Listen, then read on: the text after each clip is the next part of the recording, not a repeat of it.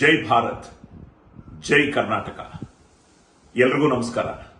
ನಾನು ನಿಮ್ಮ 4ನೇ ಸಿಂಹ ಸಾಯಿ ಕುಮಾರ್.